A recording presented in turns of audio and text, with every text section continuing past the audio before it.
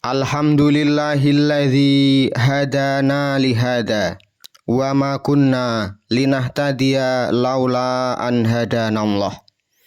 Asyhadu an la ilaha illallah wahdahu la syarikalah wa asyhadu anna Muhammadan abduhu wa rasuluh. Allahumma sholli ala nabiyyina Muhammadin wa ala alihi wa man tabi'ahum bi ihsan ila yaumiddin. Ibadallah, usikum wa nafsi bitaqwallah, faqad fazal muttaqun. Qala ta'ala, ya ayyuhalladzina amanu taqullah haqqa tuqatih wa la tamutunna illa wa antum muslimun. Jamaah Jum'ah rahimakumullah. Puji syukur mugi tansah kunjuk dumateng Allah Subhanahu wa taala ingkang tansah paring rahmat taufik sarta hidayah dumateng kula lan panjenengan. Satemah wonten siang ingkang minulya punika kula lan panjenengan saged pinanggih wonten majelis salat Jum'ah kanthi kebaing kawilujengan.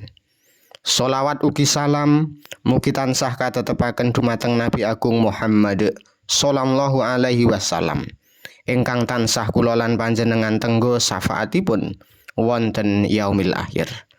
Ma'asyiral muslimin, wonten mimbar khutbah siang punika khatib wasiat sumangga tansah ningkataken takwa kanthi saestu nindakaken dawuhipun lan ugi nebihi awisanipun. Mugi kanthi takwa Allah tansah paring kamulyan panggesangan fid dunya wal akhirah, amin. Hadirin jamaah Jum'ah ingkang dipun mulyakaken Allah. Sakmenika kula lan panjenengan sampun mlebet wonten ing wulan Al-Muharram. Salah setunggal wulan ingkang dipun mulyakaken dening Allah Subhanahu wa taala, utawi Ashhurul Hurum. Wulan punika nggadahi kautaman ingkang ageng sanget, saengga dipun sebat minangka Syahrullah. Mila wonten ing wulan ingkang kebak berkah punika wonten tigang amal ingkang sanget dipun anjuraken supados kula lan panjenengan sareng-sareng lampahi. Ingkang sepisan inggih punika ngathah-ngatahi siam sunah. Amal ingkang kaping pisan inggih punika ngathah-ngatahi nindakaken siam sunah wonten ing saklebetipun wulan Al-Muharram. Sanadyan siam Asyura sampun dipun lampahi, ananging dinten-dinten sanesipun ing wulan Al-Muharram punika taksih nggadahi kautaman ingkang ageng kagem siam sunah. Kados dene siam Senin Kemis utawi siam Daud. Rasulullah sallallahu alaihi wasallam sampun ngendika wonten hadis sahih, afdhalus siyami ba'da Ramadan sahrullahil muharram. Poso kang paling utama sakwuse poso Ramadan yaiku poso ing sasine Allah, yaiku sasi Al-Muharram. Hadis riwayat Imam Muslim. Hadirin monggo dipun penggalih kanthi manah ingkang mening. Mumpung kula lan panjenengan taksih dipun paringi wekdal wonten ing wulan Muharram punika, sumangga dipun ginakaken kagem nindakaken siam sunah kanthi ikhlas minangka tanda syukur dumateng ngarsanipun Allah Subhanahu wa taala. Amalan ingkang angka kalih inggih menika ngathah-ngatahi amal soleh, kesaenan lan nilar maksiat.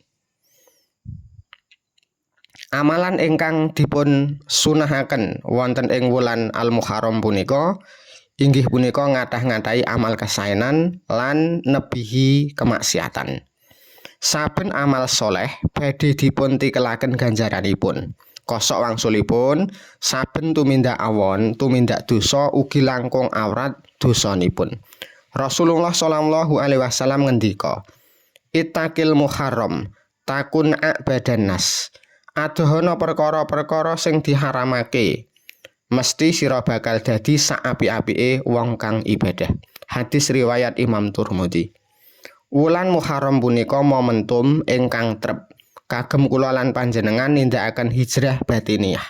Sumangga kula lan panjenengan nilaraken kemaksiatan kados dene raos meri, drengki sarta ngendika ingkang boten pantes. Monggo dipun agem dinten-dinten kula lan panjenengan kagem maos Al-Qur'an, zikir lan tetulung dumateng sesami kanthi ikhlasing manah. Ingkang salajengipun inggih menika ngathah-ngatahi sedekah lan nyantuni anak yatim.